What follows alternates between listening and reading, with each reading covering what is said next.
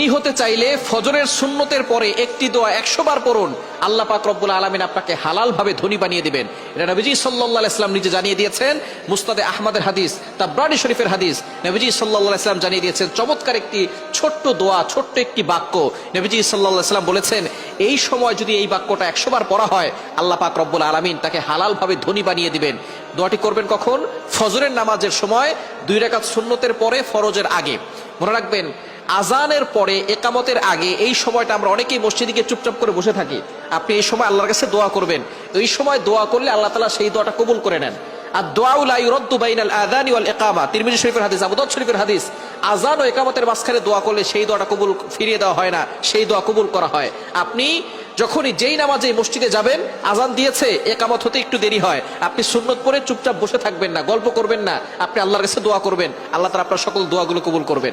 ফজরের সুন্নতের পরে আপনি ফরজের আগে মধ্যবর্তী সময়ে আপনি সুন্নত ঘরেও পড়তে পারেন। আজান দিয়েছে, আপনি একটু আগে উঠবেন, তাহাজ্জুদ নামাজ পড়বেন, অথবা আপনি তাহাজ্জুদ নামাজ পড়ে সুন্নত আজান দেওয়ার সাথে সাথে সুন্নতটা ঘরে পড়বেন।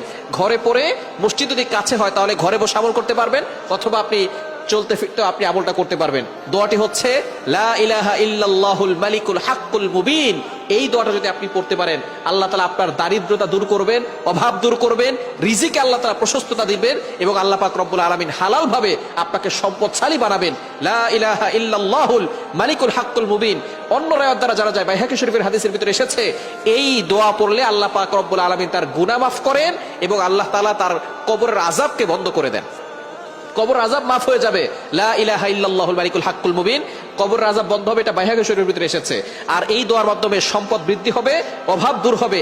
এটা মুসনাদে আহমদের হাদিস এবং তাবরানী শরীফের ভিতরে এসেছে। সুতরাং আপনি আমলটি করতে পারেন ফজরের নামাজের সময়, 2 রাকাত সুন্নতের পরে, ফরজের আগে, মধ্যবর্তী সময়ে 100 বার পড়বেন লা ইলাহা ইল্লাল্লাহুল মালিকুল হাক্কুল মুবিন। 100 বার পরে আল্লাহর কাছে দোয়া করবেন, দেখবেন আল্লাহ তাআলা আপনার সকল চাওয়া পাওয়াগুলো কবুল করবেন, মনের আশাগুলো কবুল করবেন, নেক যত আশা আছে সকল আশাগুলো আল্লাহ তাআলা কবুল করে নেবেন। সুতরাং আল্লাহ তাআলা আমাদের সকলকে এই আমলটি করার তৌফিক দান করেন।